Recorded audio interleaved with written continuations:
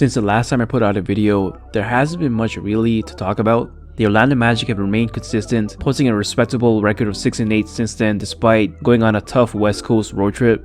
The team is finally getting healthy again with the returns of Wendell Carter Jr. and Jalen Suggs, and are also meshing together at the right time for a play-in push hopefully. And a key X factor in that push could be the man that made his long-awaited return to the court for the Magic last night, the Minister of Defense, Jonathan Isaac. We all know how long it was since he last played in NBA games, so expectations weren't that high on him to produce, especially on a heavy minutes restriction. But man, did he remind us of why we rated him so highly before all of his setbacks. In only 10 minutes, J.I. put up 10 and 3 with 2 steals while also hitting 2 3-pointers, but his impact went well beyond the stat sheet, especially in his second cameo when he came back in the third quarter after sitting out the entire second quarter. The game was tied 65-all when he checked back into the game with 7 minutes to go in the third quarter, but by the time he checked out for good, the Magic went up 86-73, giving the Magic enough momentum to help them see through the game. And within that time period is where he made his presence felt, making great reads on defense, picking off passes, coming up with the vintage J.I.-like steal on the perimeter, and more importantly for his development, hitting 2 3-pointers, one of them contested. He was aggressive on both ends of the floor and his teammates fed off of his energy. He wasn't timid or anything, even attempting a fast break Euro step. Remember, he first injured his knee while attempting a Euro step versus the Wizards. That was a hyperextension, but he then injured it again in the bubble after attempting a hop step towards the basket. Like I said in my Markelle Fultz return video from last year, the biggest hurdle coming back from a major knee injury is a mental one. Being confident enough to play without thinking about, not pushing off with the knee that was just operated on or landing on it. So far, it looks like J.I. is not hesitant on, using his knee. We'll see how he fares the rest of the season, but it's looking good right now. Now, he obviously wasn't moving as swiftly and gracefully as he did before. Again, referring back to my Markelle video from last season, don't expect him to return back to the same athletic player that he was before his injury until next year. Having said that, that does not mean that he won't be impactful this season. Like he displayed in the stint in the third quarter against Boston, what makes J.I. a special defensive player is not his length, but his defensive instincts. He knows exactly where to be to make a help side block, and it always seems like he's going to get his hand on the ball whenever a pass is thrown within his vicinity.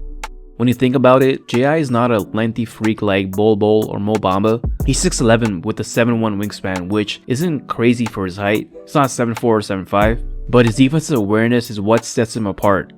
Additionally, he has quick hands to grab steals on the perimeter and is also an elite rim protector. That's why he should now be groomed as a 5-man, especially with Paolo and Franz as his teammates now. If Isaac can get back at least 80% of the elite lateral quickness that he had before his injury, then that will make him a potential Defensive Player of the Year candidate once again. Getting back his quickness is the only question mark from here on out with regards to his defense, but the positive sign so far is that he can at least hang with elite offensive players on the perimeter like he did against Jaylen Brown last night. We just have to hope and just stay patient and see if he can ever regain the lateral quickness that he once had. Just look at the recovery instincts that he had before his injury.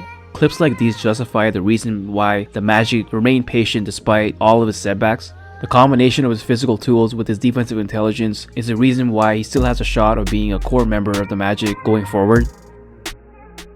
Let's talk about his offense.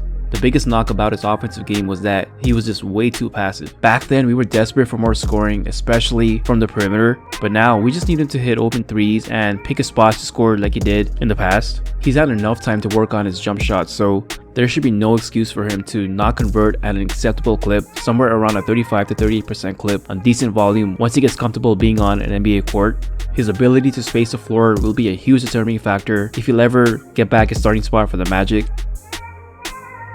Alright, so now I have to say that we should temper our expectations after J.I.'s performance against the Celtics. Usually players who tear their ACLs don't get back to what they were prior to it until their second season back. And a common theme that I found is that they usually show out and perform well in their first game back, harnessing the adrenaline of being on the court again, but they usually kind of drop off and struggle for a stretch after. I just want J.I. to prove that he can play for a long stretch first, preferably from here on out, without getting injured. I want him to be a veteran presence on the floor, making smart reads on defense, leading by example. That's how players like Paolo and Bol will improve on their defense, by watching in real time. Veterans like J.I. understand all the little nuances of defending, and our young players will pick up on that. And that's where I hope J.I. will make his impact this season, and hopefully by next season we'll start seeing the old Defensive Player of the Year version of Jonathan Isaac back again. Now, a couple of notes before I end this video. Paolo Banchero is hitting step back and off-dribble threes regularly now, something he struggled to do early on in the season.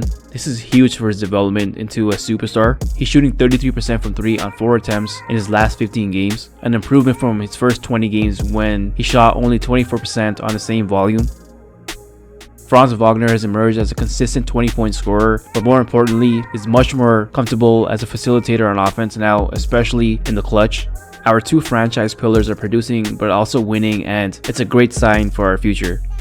That's the end of the video. Thanks for watching, and please subscribe to this channel if you're new, and share this video with other Magic fans who aren't aware of this channel.